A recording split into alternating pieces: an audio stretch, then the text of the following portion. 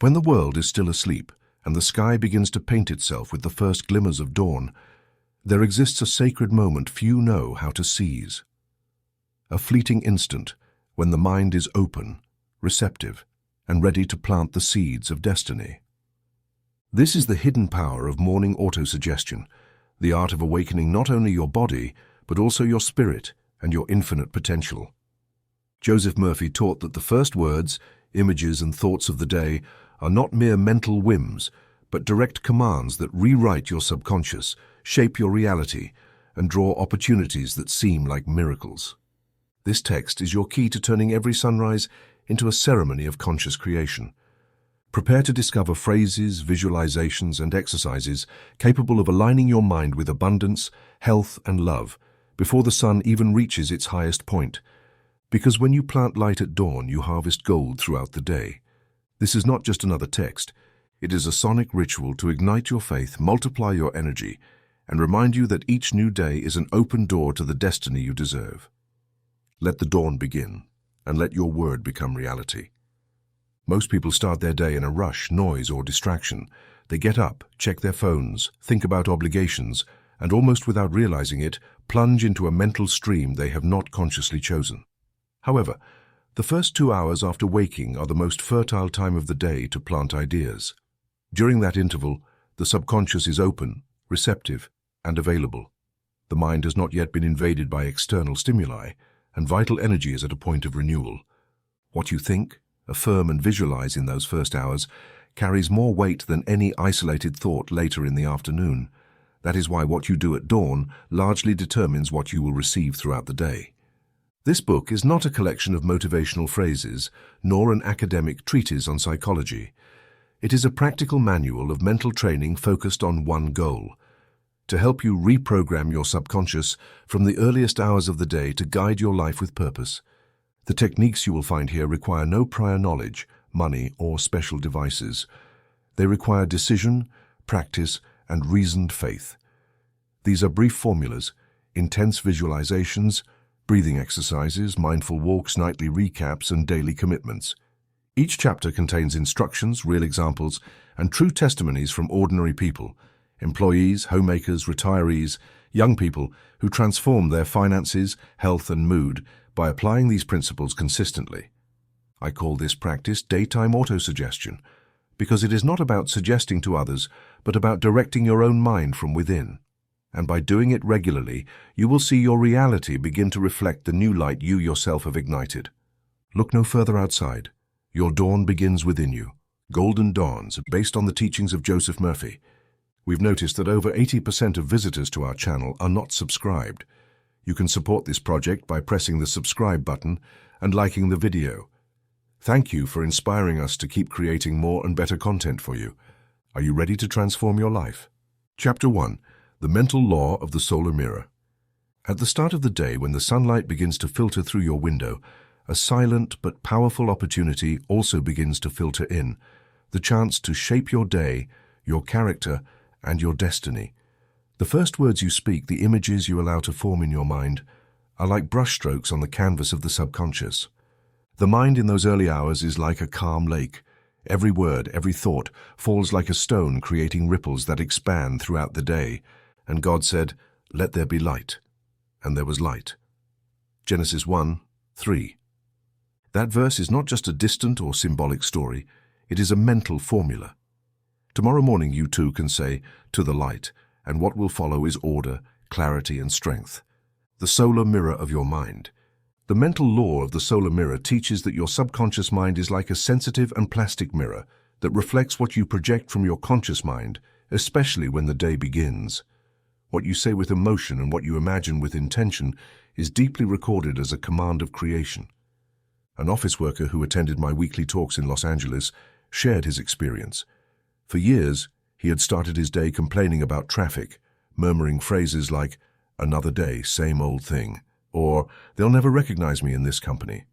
What he didn't know was that he was planting exactly that in his subconscious: routine, anonymity, stagnation.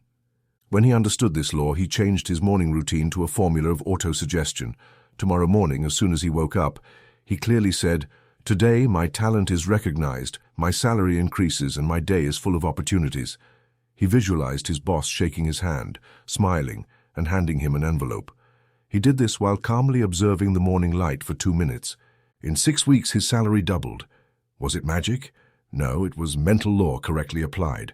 Your subconscious mind, like a solar mirror, reflected exactly what he repeatedly projected with emotion at dawn. The first hour, fertile ground. Think of a sower who wants to cultivate wheat. He doesn't wait for midday when the sun burns, nor night when it's dark. He sows at first light, when the earth is still moist, soft, and receptive. So is your subconscious at dawn. You are sowing wheat or weeds in that first hour. Don't start your day watching tragic news or immediately checking your debts or complaints. That's like throwing garbage on fertile ground. Instead, start with a clear affirmation. Here's a brief and effective example. This is a blessed day. I am guided, prosperous, and strong. Everything I touch flourishes. The dawn exercise. Many have told me, "Doctor, I don't have time in the morning." I always reply, and if you want a productive day, get up 5 minutes earlier, go to the window, observe the sunrise, even if it's cloudy. The simple act of looking at the sky activates a higher awareness.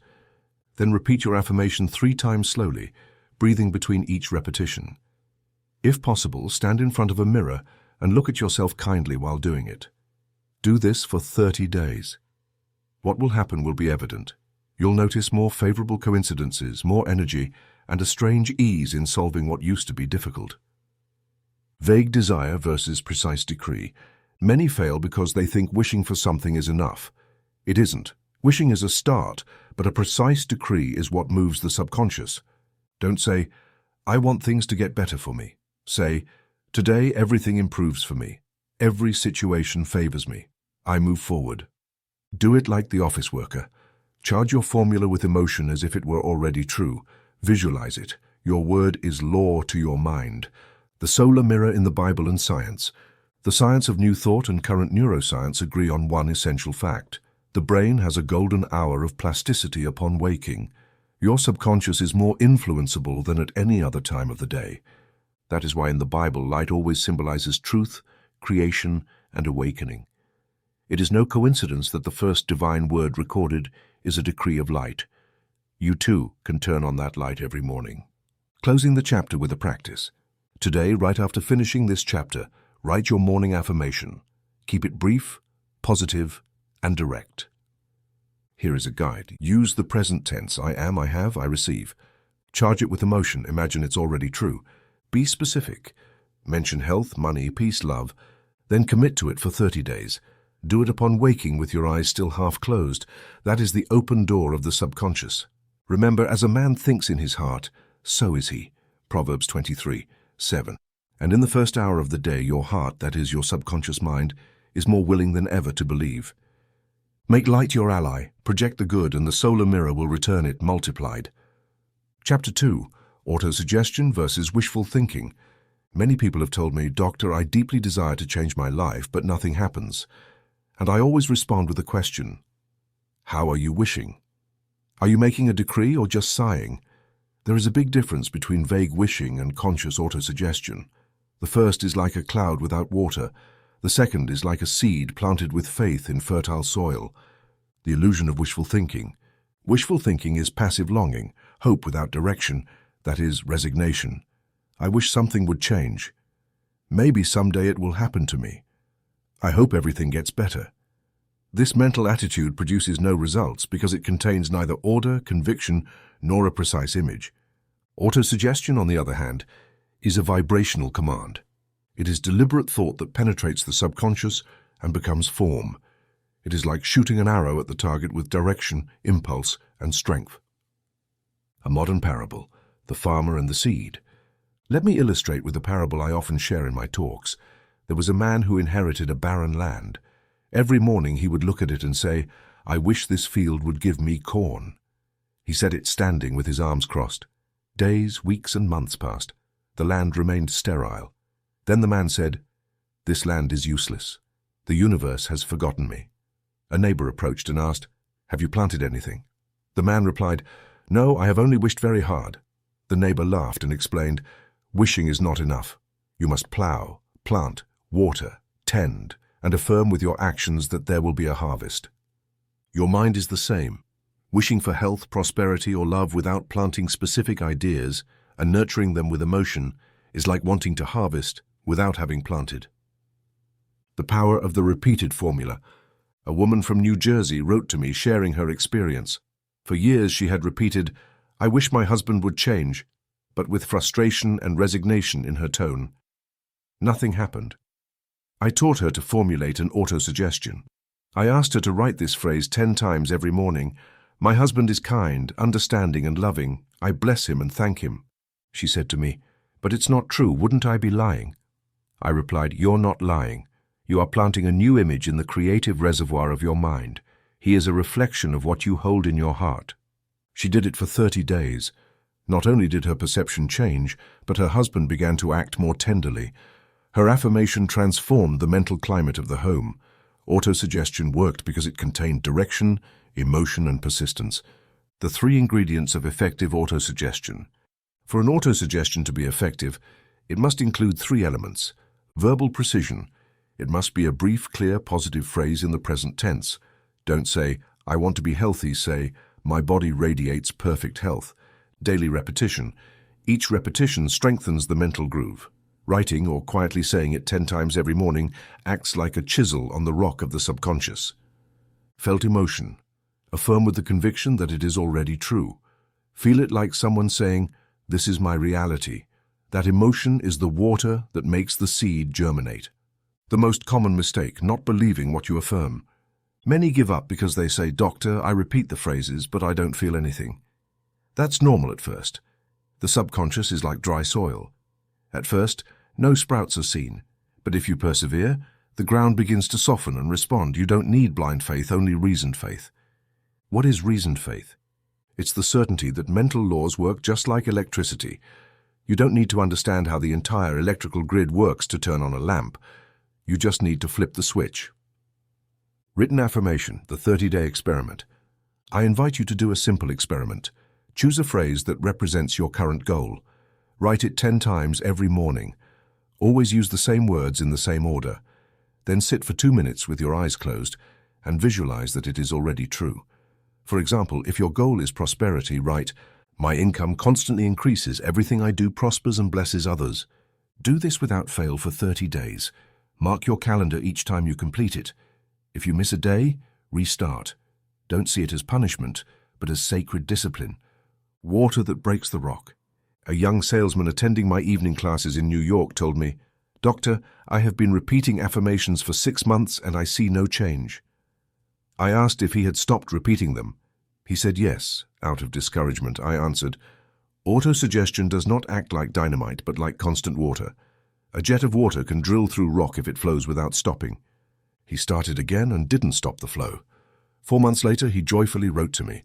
He had been promoted to area manager and his salary had doubled. The mind does not distinguish between reality and repeated affirmation. This is one of the most powerful secrets you can learn. Your subconscious mind does not distinguish between a real experience and a felt, repeated affirmation. What it receives with emotion, it turns into reality. You can speak to it as you would to a sleeping child, with tenderness, confidence, and authority. Remember, wishing is not enough. Precise decreeing is the way. Autosuggestion works when you repeat it with emotion. Daily writing is a powerful way to fix the idea. Your reasoned faith is enough. You don't need to see to believe. You need to believe to see. Your subconscious obeys the voice of your conviction, not your doubt. End this chapter with a simple practice. Write your phrase now. Make it present tense, positive, and brief. Repeat after me. Every day I am stronger, wiser, and more prosperous. My mind obeys my word. Engrave it in your heart. Write it tomorrow upon waking and repeat it every day. That seed planted with faith will give you abundant fruit. Chapter 3. The biological rhythm of affirmations. Everything in creation follows a rhythm. The sea has its tides, the heart its pulses, the sun its cycle of light and shadow. Your body also obeys a law, the law of biological rhythm. And just as the gardener plants according to the right season, you too can plant your affirmations according to the hours of greatest mental receptivity. Many fail not for lack of faith, but because they do not synchronize with the internal clock that God placed in every cell. This chapter will reveal how to apply that rhythm for your benefit. The Golden Window, from 6 a.m. to 2 p.m. Studies conducted in the 1940s by Swiss and German doctors, who already intuited what chronobiology confirms today, showed that morning brain probes allow greater penetration of suggestions. Between 6 and 10 a.m., your mind is calmer, less contaminated by stimuli and therefore more suggestible.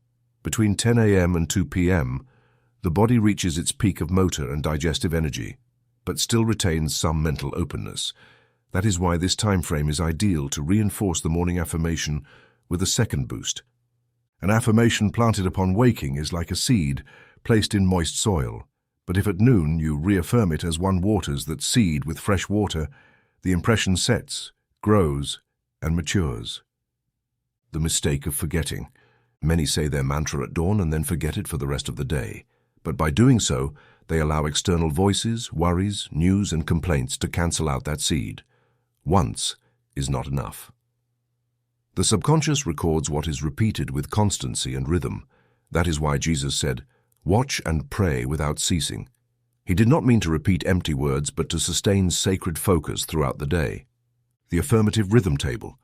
Here is a simple table you can follow to program your mental day, 6 to 7 a.m. Main affirmation and visualization upon waking. 9 to 10 a.m. Brief mental reminder of the original mantra. 12 p.m. Reaffirmation with breathing and emotion, see below. 3 p.m. Mental preview of the day's purpose.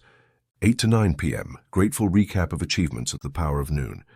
A housewife from Ohio wrote me, "Doctor, I started saying my mantra upon waking, but when I added a second repetition at noon, my mood changed completely.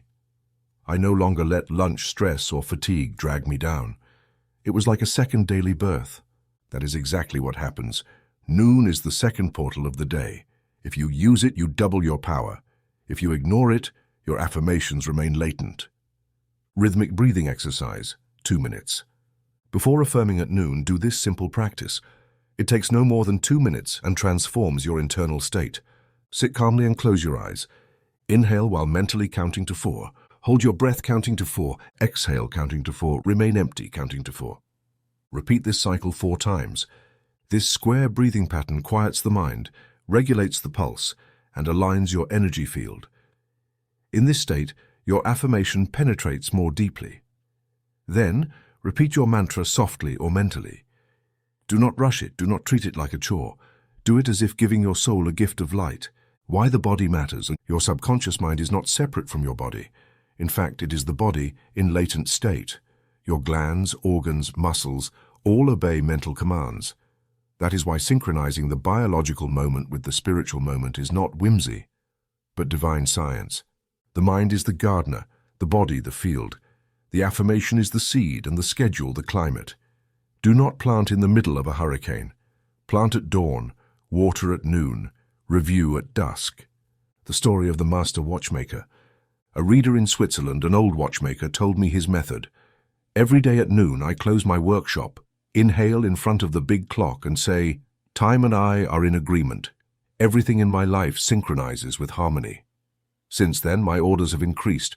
My hands no longer tremble, and my wife says I seem rejuvenated.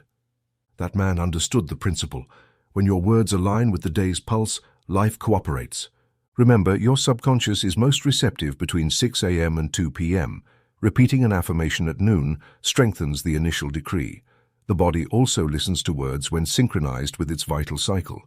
Rhythmic breathing is a key to the inner temple. Repetition without rhythm is fatigue. Repetition with rhythm is creation. Make your day a symphony. Do not limit yourself to speaking to the mind. Learn to speak to the body, to the soul, to time. Chapter 4. The Mantra of the First Hour. When you open your eyes in the morning, you are not only awakening from physical sleep, you are also opening the door to the mental sanctuary.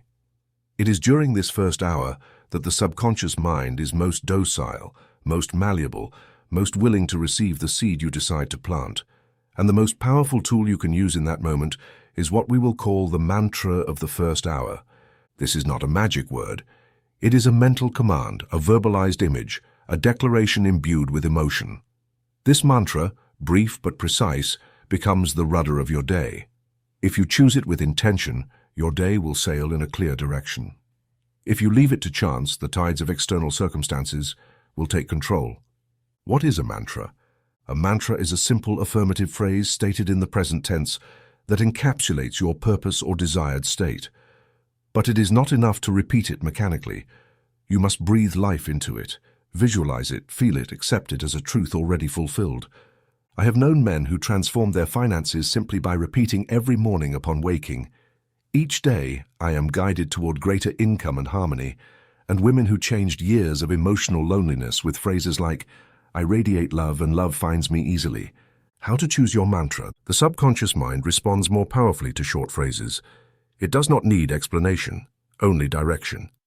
An affirmation of 12 words or fewer is enough to open the gates of creation. Avoid negative language. Don't say, "I don't want problems." That is like shouting problems into the subconscious ear. Say instead, "Peace rules every situation in my life." Don't use the future tense. Don't say, "I will be happy." That postpones the blessing. Say, "Today joy fills my soul." Don't speak in the third person. Say, "I am healthy and strong now." Don't say, "My body will be well." A man once told me in my office, "Doctor, I used to say, I hope to find work soon." But it never happened. I corrected him. Say, "I am open to magnificent opportunities today." Repeat it every morning. See yourself in that opportunity. Feel that you are already in it. He did so, and on the 7th day he was called by a company where he had left his resume months earlier. The subconscious obeyed. The Golden Hour Journal, and I propose an exercise. Dedicate a notebook to your golden hour. Call it your Golden Hour Journal. Every morning after waking, write down your chosen mantra. Write the same phrase for 7 consecutive days. Do not change it. Give it time to take root. While writing, visualize the scene that the affirmation describes. A woman showed me her journal. On one page she had written, "My home is peace, order, and joy." Next to the phrase, she had drawn a small sketch of her clean living room with flowers and light. 3 weeks later, her previously reluctant husband began helping with chores. The atmosphere changed. The seed bloomed. How to charge your mantra with sensory images. Imagine your mind as a movie screen. Your mantra is the title of the film. Each time you repeat it, project an internal scene that represents it. If your mantra is, "Everything I do succeeds with ease," don't just say it. Visualize yourself calmly solving a problem, receiving a message of approval, smiling at the end of the day with gratitude. Feel the texture of success. Hear the sounds of victory. Sense the smells, the faces, the emotion. The subconscious learns more from sensory impressions than from logic. A student shared with me that her mantra was, "I attract wisdom and apply it successfully." Every morning she saw herself with an open notebook, understanding easily, participating smoothly. By the end of the semester, her grades had improved remarkably. Morning discipline as medicine for the soul.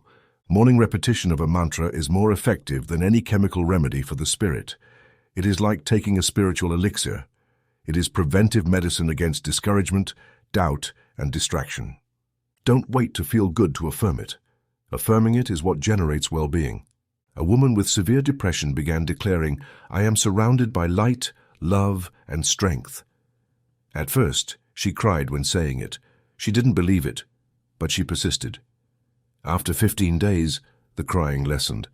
After 30 days, she smiled naturally. The mantra is not empty suggestion. It is a decree that activates higher forces when repeated with reverence. Affirmation for you, reader. I invite you to say softly right now this affirmation. My day begins with light, clarity, and power. Everything cooperates with me. Say this phrase while breathing deeply. Repeat 3 times. Close your eyes. Visualize yourself walking confidently, greeting joyfully, receiving good news. Do not underestimate the power of these words. What you affirm today, you live tomorrow. Remember, the mantra must be brief, affirmative, and present tense. Repeat it upon waking before the noise of the world enters your mind. Use your journal. Write, draw, visualize. Accompany it with sensory images and felt emotions. Repeat the same phrase for 7 days, then you may renew it. This is no game. It is a spiritual command, a mental law in action. Make dawn your altar. Let your first word be a seed of creation, and may every day from the first minute obey the divine plan you choose to plant with your thought. Chapter 5. Flash Visualization. frames of success. After the mantra comes silence, and in that silence, creation begins. You have just planted a word in the fertile field of the subconscious. But if you want that seed to sprout quickly, you must water it with a clear image, a vivid scene, a mental representation full of meaning. That is flash visualization, a brief series of frames that, like sacred lightning bolts, illuminate the path to your destiny. For years, I have taught this technique to people of all ages and professions, from housewives to engineers, from musicians to executives, always with the same results: clarity, inspired action, and concrete manifestation. Why visualize? The subconscious does not respond so much to arguments as to images. It doesn't reason, but it understands symbols. And a mental scene is the most powerful symbol. When you visualize, you are giving the subconscious an order, not in words, but in vivid form. It is like showing it the blueprint before building the structure. The secret lies in brevity. It's not about imagining for hours, but about creating brief, powerful frames that activate emotion. 5 seconds are enough if the image is clear and the heart supports it. The 3-frame method. Imagine you have a mental camera. You can only take 3 photographs of your desired future. What scenes would you choose? This is the 3-frame method. 1. Beginning, an image representing the start of your journey or process. For example, you see yourself confidently entering a meeting room. 2. Climax, a culminating scene of triumph or confirmation. You see yourself receiving congratulations, signing a contract, or receiving a letter with good news. 3. Result, an image of peaceful aftermath. You see yourself at home celebrating, sharing the blessing received, feeling peace. Each of these frames should last between 3 and 5 seconds. Visualize them with your eyes closed right after repeating your morning mantra. Do it silently, without tension, like someone contemplating a dream that is already real.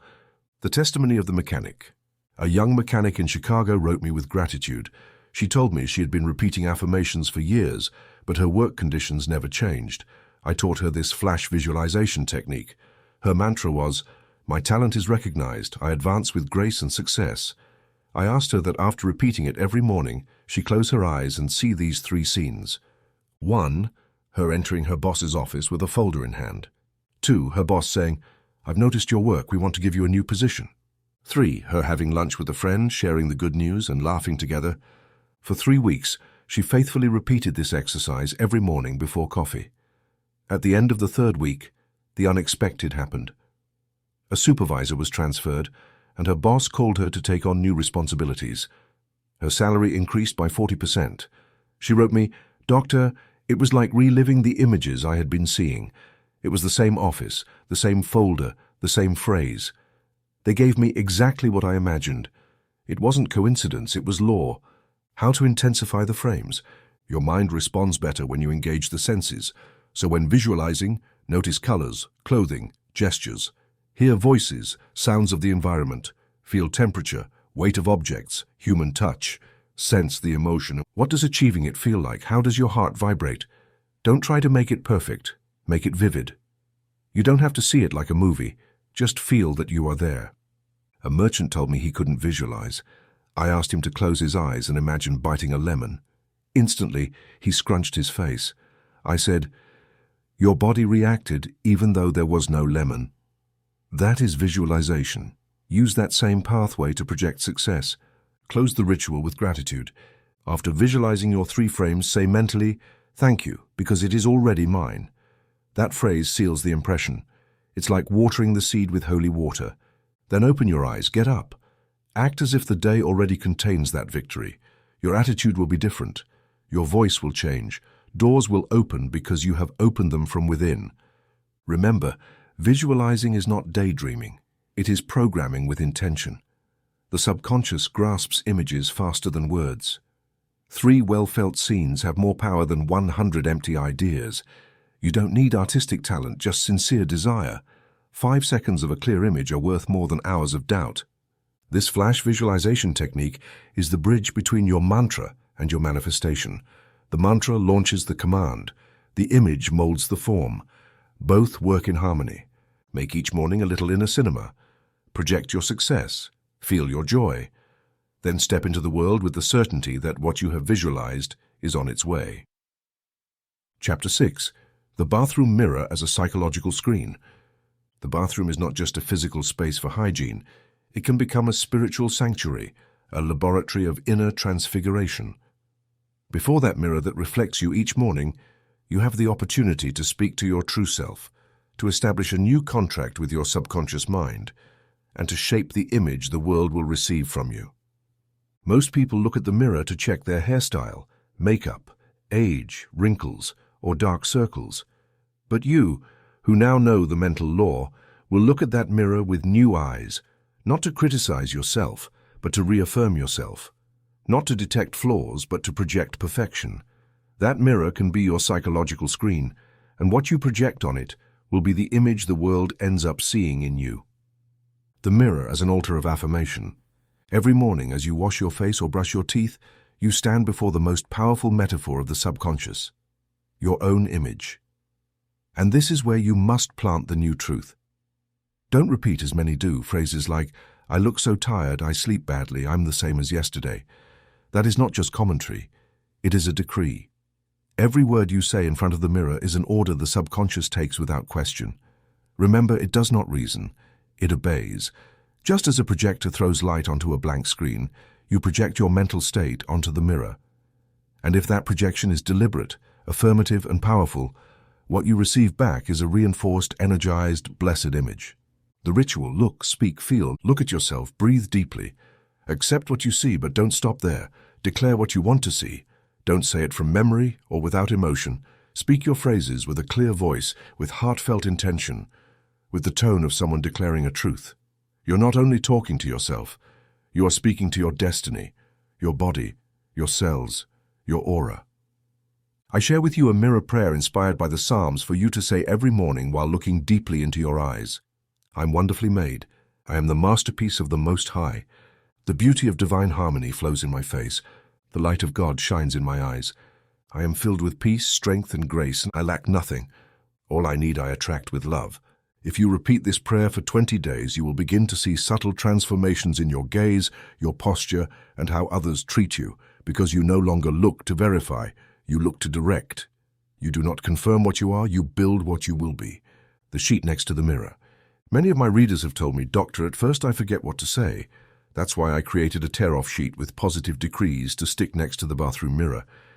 If you don't have one, make your own. Write by hand with blue ink, the color of calm, phrases like these: "My face radiates health and confidence. Every cell in my body responds to harmony. I am loved, guided, and blessed every day. I accept myself as I am and grow with joy." Don't put too many phrases. 4 or 5 are enough so you can read them all in less than a minute. The mirror should be an altar of focus, not a bulletin board of distractions. A mother of 3 from Texas shared with me that she placed these phrases by her mirror, and her mornings completely changed. "Before," she said, "I started the day with complaints, now with affirmations, and that transformed my home." The secret of the eyes. When you look at yourself, don't focus on the shape. Seek the light in your eyes. That flicker is your spiritual presence. It is the I am that dwells within you. If you hold your gaze without judgment for a few seconds while affirming, you will notice something awakening inside. It is the divine image recognizing itself. Don't run away from your eyes. Don't avoid them. Look at them with the tenderness a mother looks at her sleeping child. Look at them with the love God sees you with every day. And repeat softly, but with authority: "This is me, an expression of the eternal." How to maintain the habit. Do it every morning. It won't take more than 3 minutes. You don't need to be alone or in complete silence. Even with the noise of the electric toothbrush, children, or running water, you can affirm. Do it while washing your face, applying cream, or fixing your hair. Transform every gesture of personal care into an act of inner creation. A high school teacher told me, "I thought this was only for spiritual people, but since I started doing it, my students look at me differently, and I see myself differently, more upright, clearer, more alive." That's because the mirror is no longer just glass, it's a portal. Remember, the mirror not only reflects, it also records. What you say while looking at yourself is planted in your subconscious. Don't repeat just anything. Declare your ideal truth. Use brief phrases full of blessing and purpose. Look into your eyes, that's where your power dwells. Start tomorrow. Before going out into the world, go within. Look at your reflection and say, "Today I radiate light, confidence, and divine beauty. I am loved and I am love." and then go out with the certainty that the entire universe will reflect back, like that mirror, the powerful image you have chosen to project. Chapter 7. The Pause of Abundance. Amid the hustle and bustle of the day, when the clock strikes noon and the mind seeks rest, most people rush to eat without awareness, without gratitude, without intention. They chew in haste, drink anxiety, and return to work with their souls unattended. But you, who are learning to live guided by the spiritual law, will transform that moment into a sacred act. You will turn lunch into an inner service, a pause of connection with the source of all provision. You will call it and live it as the pause of abundance, eating as a living prayer. In all ancient traditions, the act of eating has been an occasion for thanksgiving, an encounter with the divine, an affirmation of life. It is not just a biological moment, it is a spiritual moment. Every food you receive is proof of the invisible love that sustains the universe.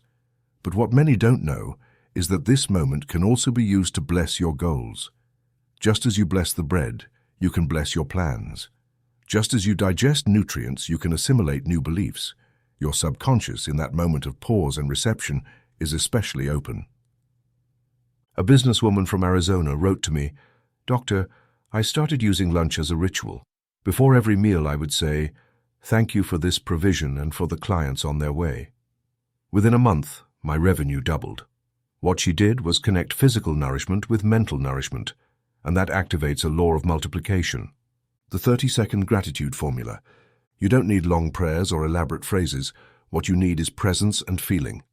Here is a simple formula to use just before each lunch. Thank you, God of abundance, for this food that strengthens me. Thank you for the provision that comes with ease. I bless my body, my work, and my path. All is perfect now. Repeat it quietly or mentally. As you do, look at your food with reverence. It doesn't matter if it's a feast or a snack. What matters is that you bless it. When you do, you raise its frequency and turn it into a channel of positive energy. The spiritual check.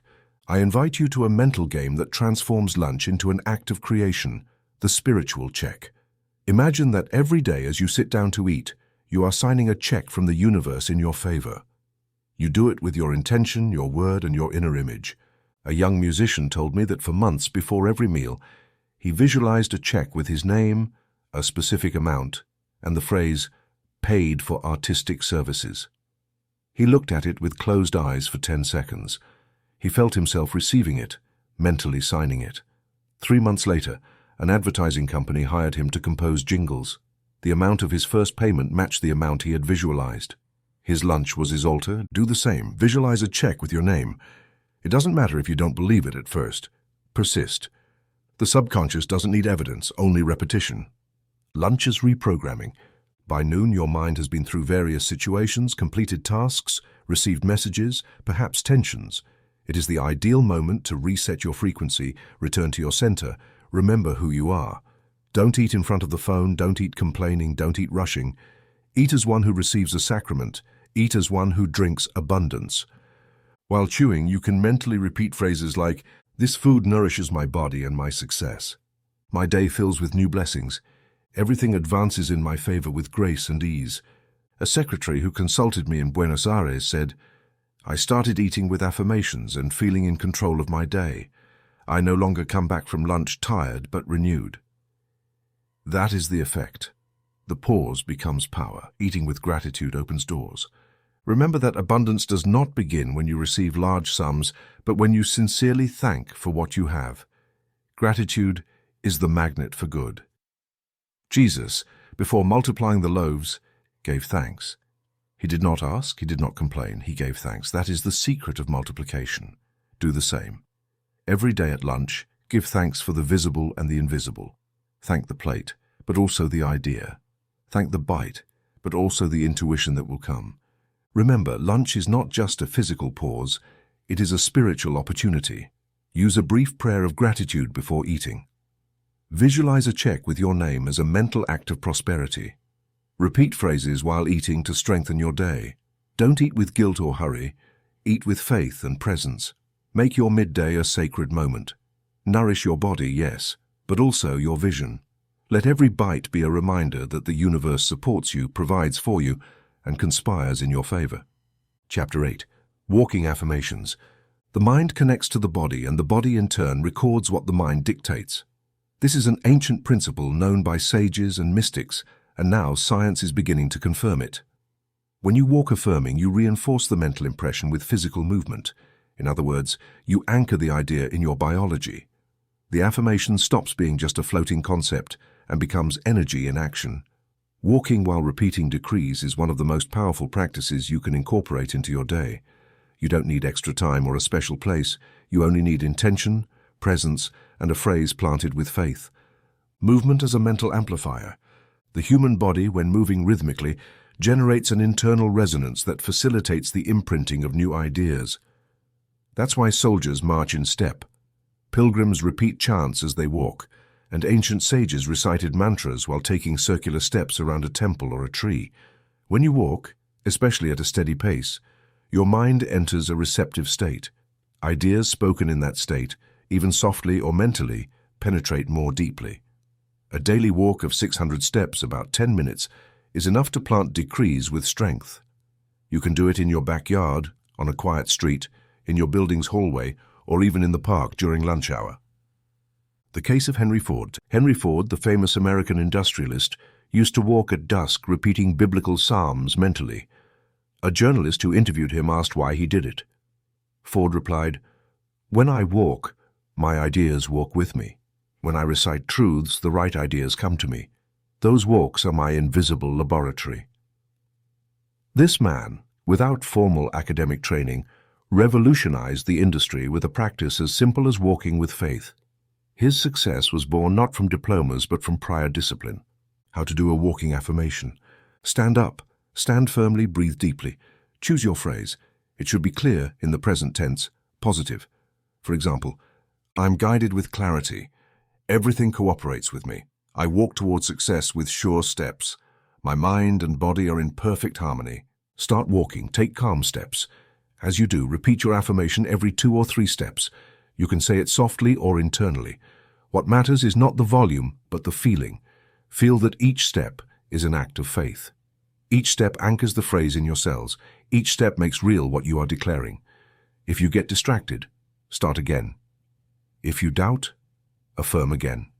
If you do it for 10 minutes, you will have imprinted your phrase more deeply than in an hour of passive reading. Affirmation, breathing, and movement. The greatest secret lies in combining 3 elements. 1, the mental decree, the word. 2, slow breathing, the air. 3, the steady step, the body. When these 3 synchronize, your energy field aligns. The affirmation becomes an integral vibration. You don't say it only with your tongue, but with your entire being. A nurse from Barcelona wrote me, "Doctor, I started walking every afternoon repeating, 'I am strong, serene, and blessed.' At first I did it as physical exercise. Then I realized it changed my mood, my posture. Even my work shifts improved. It was as if the universe walked with me. And indeed, the universe responds to those who move with intention." The suggested route. If you can, walk outdoors. If you can't, do it at home. Count 600 steps, equivalent to about 400 meters or 10 minutes, and commit to doing them every day. Always use the same phrase for 7 days, then you can renew it. This habit not only improves your physical health, but structures your mental field. Don't walk thinking about debts, tasks, or people. Walk affirming with your heart, centered on the truth you are decreeing. Remember, walking while affirming anchors the idea in your body. Physical movement reinforces the mental message. 600 daily steps are enough to transform your vibration. Use only 1 phrase per walk. Accompany it with slow breathing and attention to each step. Don't underestimate this practice because of its simplicity. Great changes arise from small habits. If you walk with faith affirming your good, the whole world will adjust to your rhythm. Make your walking a prayer, a decree, a sacred dance, and you will see how each step brings you closer, not symbolically, but really, to the life you desire. Chapter 9. How to neutralize the voice of discouragement. Throughout the day, after having spoken morning affirmations and tried to maintain a constructive image of yourself, it is common for opposing thoughts to arise. These thoughts do not appear because the mantra was weak or because the visualization had no effect, but because the mind, having been accustomed for years to a stream of negativity, tends to return by inertia to previous patterns of judgment, fear, doubt, or criticism. The energy of the early morning hours gradually dissipates with daily effort, social interactions, news, physical fatigue, and environmental pressure. So, if this downward mental current is not consciously recognized and interrupted, the spiritual work done earlier in the day is suspended or even neutralized. That is why it is essential to understand that discouragement is not a removal coming from the soul, nor a mysterious sign that must be obeyed unquestioningly. In most cases, it is an automatic reflex of the nervous system in response to repeated stimuli of worry or dissatisfaction. In other words, it is a physiological reaction that can be detected, named, interrupted, and replaced by a more useful response. There is no higher authority in discouragement. Neither God nor inner wisdom speaks through it. What speaks is the mind conditioned by years of erroneous thinking that has not yet been fully re-educated. Knowing this allows you to dismantle its apparent power. Discouragement is not prophecy. It is only a voice from the past trying to prolong its dominion over a present that no longer belongs to it. Many ask me if it is valid to force oneself to think positively when feeling bad. The answer is that it is not about forcing, but about choosing. Thinking positively is not a denial of reality, but a reprogramming of perception. What you call reality is often nothing more than the reflection of a conditioned interpretation. When you decide to affirm that you are capable, that you are guided, that things are resolving, you are not escaping the truth, but creating a new possibility, opening a mental window through which light can enter that otherwise would remain outside. And that lesson is what transforms the mood. Discouragement is not eliminated with explanations or analysis, but with active replacement. Error is not fought, it is replaced. Doubt is not debated. Truth is affirmed until doubt dissolves. In this context, a simple technique I have taught for years and that has been practiced by people of all cultural levels with consistent results becomes useful. I call it cancel and replace. This technique consists first in identifying the negative thought as soon as it arises. It is not about repressing or denying it, but about clearly recognizing its appearance. Next, its course is interrupted with a voluntary mental action. Internally and firmly say the word cancelled.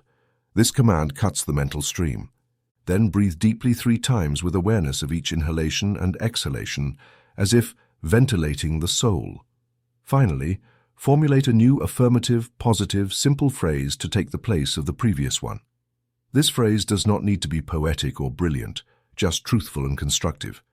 It can be as direct as, "I am learning to trust," or "Everything is resolving well." This technique should be practiced regularly, especially between 11 a.m. and 5 p.m., when reactive thoughts most commonly arise. It is during this part of the day that the mind tends to revert to the old habit of complaining or worrying. Therefore, having a prepared phrase to replace the negative thought is key. You cannot improvise when your mood falls. The structure must be ready. Repeating it for a few seconds with a relaxed body and calm breathing produces an immediate effect of course correction. Negative thought loses strength if not fed with attention.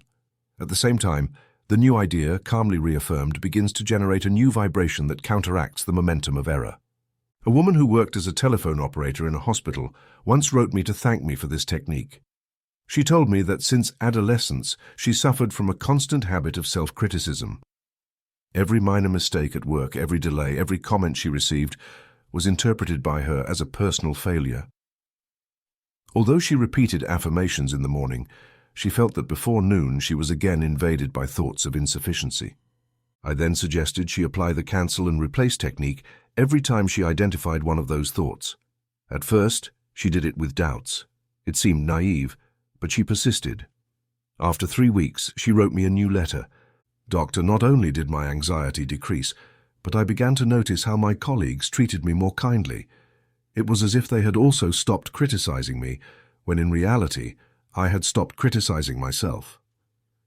This testimony shows that it is not just an internal correction, but a transformation of the environment that reflects the mental change. It is important to understand that discouragement does not always manifest with clear words. Sometimes it appears as tension in the stomach, repeated yawning, a feeling of pressure in the chest, or a slight loss of interest in what one is doing. That is where vigilance becomes essential, not tense or paranoid vigilance, but but kind, constant attention that allows detecting subtle signals in time. If you do nothing, the slope of discouragement intensifies. If you intervene early with a precise phrase and conscious breathing, the energy changes. It is not about having positive thoughts all day, but about taking responsible governance of the mind, just like a driver takes the wheel when the vehicle starts to veer. The deviation is not a failure, it is just a sign that it is time to correct. Therefore, the key is not to avoid discouragement, but to learn to neutralize it each time it arises. The human mind, by default, tends to reproduce what it has most repeated in the past. If what it has repeated are ideas of defeat, that is what it will continue projecting until someone, yourself, decides to interrupt that sequence. Each time you interrupt, you affirm your authority. Each time you replace, you strengthen your new pattern. And if you do it several times a day, even if at first it feels forced, you will end up installing a new programming in your subconscious that will work automatically. The day that new inner voice speaks to you effortlessly, you will know you have sown well. Chapter 10. The recapitulation of the light.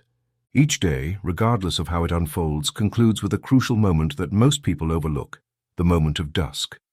To superficial thought, the end of the day simply means rest or disconnection. But for those guided by the mental law, that last hour is a precise opportunity to consciously close the cycle, consolidate what has been learned, and deliberately plant the seed for a new dawn. It is not about reviewing events with nostalgia or reproach, but about examining the day with the gaze of a farmer who observes the tilled land and prepares for the next furrow. We call this the recapitulation of the light, because it involves bringing to mind the brightest moments of the day lived and clearly projecting what you wish to create in the next. The habit of mentally reviewing the day's achievements is not a modern psychological practice, but a deeply effective spiritual tool found in the oldest teachings. The Gospel offers a strong instruction in the letter to the Ephesians: do not let the sun go down on your anger. At first glance, this command might seem like a moral recommendation, but in reality, it holds a key to mental hygiene.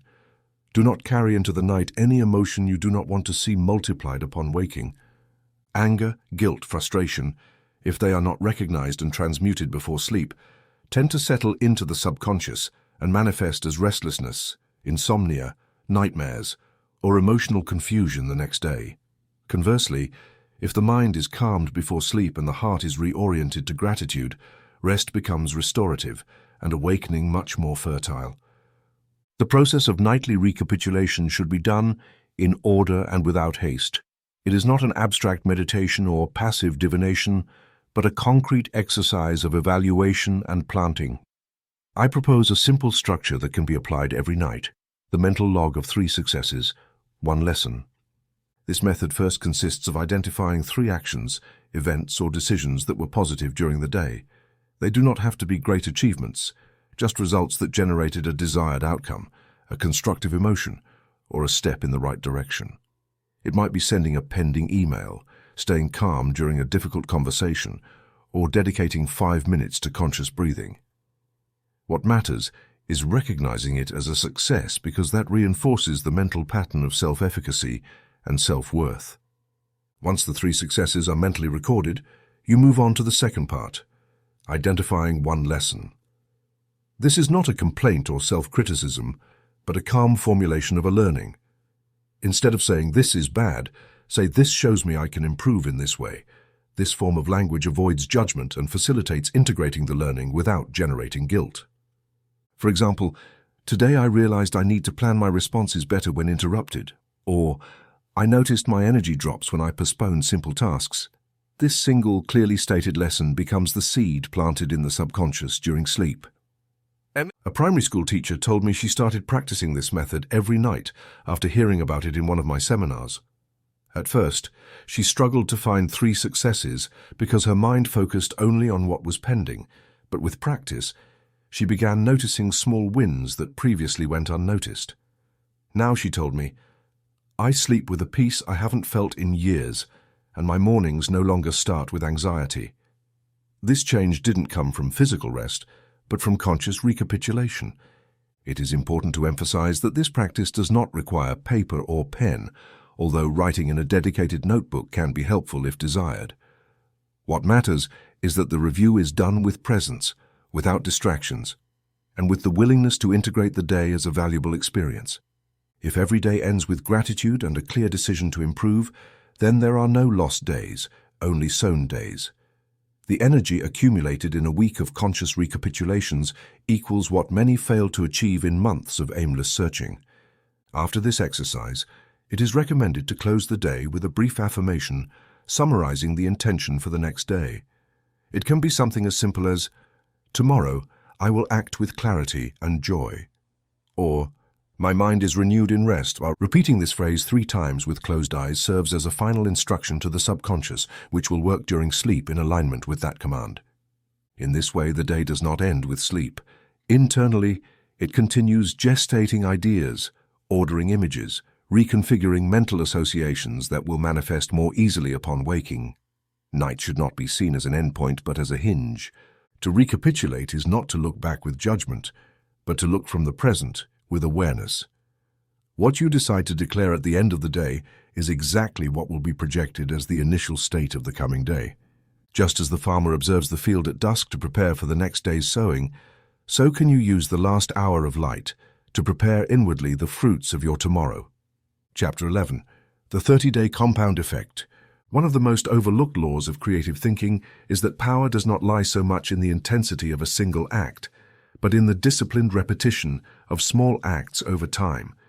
This is the key to the compound effect, a silent law that gradually transforms the invisible into the visible. Many desire quick changes, immediate results, spectacular manifestations, but they resist daily consistency, the simple persistence that shapes the subconscious like water carves rock. Those who understand this law apply it faithfully for 30 consecutive days, and place themselves in a position of spiritual and mental advantage over those who change techniques every week or quit after the 3rd attempt. For decades, I have received letters from readers who began with simple exercises: a daily affirmation, a morning visualization, a prayer in front of the mirror, and after a month, without making any other radical changes in their external life, experienced remarkable shifts in their health, income, relationships, or emotional well-being. It was not magic. It was method. It was not chance. It was law. The subconscious mind, upon receiving the same image day after day, ends up accepting it as real and begins to act accordingly, reconfiguring attitudes, interpretations, decisions, and even the way it responds to the environment. Take the example of an administrative employee who for years felt his salary was insufficient, but never internally changed his self-image. One day, he decides to apply a specific mantra every morning upon waking. "I deserve to prosper. Each day my value and compensation increase." He does not repeat it mechanically, but with attention and reasoned emotion, as if delivering a firm order to his deep mind. Furthermore, each night before sleeping, he repeats a brief visualization in which he sees himself receiving a financial raise, signing a new contract, or being valued by his superiors. If he maintains this practice for 30 uninterrupted days, what occurs is not simply positive thinking, but neurological reprogramming. The brain begins to select different information, body posture changes, words align, decisions become more consistent with the new identity. Then, as if the environment responds, a real opportunity appears, a promotion, an additional project, a change of position. But it all started with daily repetition. I have accompanied documented cases where people, committing for 30 days to a simple practice, such as repeating affirmations while walking, writing a daily journal during the golden hour, or doing their nightly success log, experienced measurable improvements in their environment. One of the most representative cases was a middle-aged woman who suffered from emotional hypertension related to stress. I suggested she repeat for a month a morning phrase combining relaxation and guidance. "I am at peace. God guides my path with serenity." After 3 weeks, her blood pressure naturally decreased, her mood improved, and her work relationships became smoother. The only change was her conscious repetition. To facilitate commitment, I recommend the reader sign a 30-day agreement with themselves. This symbolic act, performed seriously, has deep psychological value. It turns a vague intention into a formal pact. The subconscious mind reacts more strongly to what it considers solemn. You can write on a piece of paper, I, name, commit from today, date, to practice my affirmations and visualizations daily with faith, emotion, and consistency for 30 consecutive days. I do this trusting in the mental law and open to the results that will arise. Then sign, fold the paper and keep it in your wallet or place it next to the bathroom mirror. That signature acts as a mental anchor. In some seminars, we have used a complementary visual tool, a progress chart divided into 3 key areas: economy, health, and relationships. Each day, the participant marks with a cross their perceived progress in each area, using a simple scale from 1 to 5. The important thing is not mathematical precision, but the feeling of movement. At the end of the month, seeing the accumulated evolution makes visible what otherwise would go unnoticed, the progressive improvement the mind tends to ignore if not documented. This shows that transformation is not always perceived in a single big event, but in a succession of small advances that add up. It is necessary to warn that during the first 10 days, a feeling of monotony or doubt may arise. This is normal. The mind, when exposed to a new repetition, tries to sabotage the process with thoughts like, "This doesn't work," or "I'm fooling myself." In reality, this initial resistance indicates that reprogramming has begun. It is the sign that the old is giving way. Persistence is key. After crossing that threshold, the practice becomes more automatic, smoother, and effects begin to manifest without conscious effort. Whoever understands this law and applies it without deviation for a month not only obtains visible results, but installs a new operational identity within themselves. They no longer need to fight each thought because the inner direction becomes clear. Just as one who walks every day strengthens their muscles unconsciously, so too does one who affirms and visualizes daily strengthen their creative mind and generate, without realizing it, a new current of energy in their favor. Chapter 12, 5-Year Projection, Jumping Beyond Reality. Up to this point, you have learned to master your first hours of the day, to use your mind as a sower of precise ideas, to consciously reinforce the midday mental rhythm, and to close each day with a luminous recap. You have also understood that practices sustained for 30 days generate a cumulative change in your subconscious, manifesting tangible results. Now I invite you to take a greater step, to extend your vision beyond the immediate present and mentally project, with clarity and authority, a new reality set 5 years ahead. This exercise is neither fantasy nor escapism. It is an advanced application of the same mental laws you have practiced on shorter scales. It is essentially the natural continuation of the principle of autosuggestion in its most expansive and strategic form. For many people, thinking 5 years ahead feels abstract. They are so conditioned by day-to-day life that they cannot conceive of a different existence beyond the immediate. But your subconscious has no sense of chronological time. For it, everything repeated with emotion and vividness is real.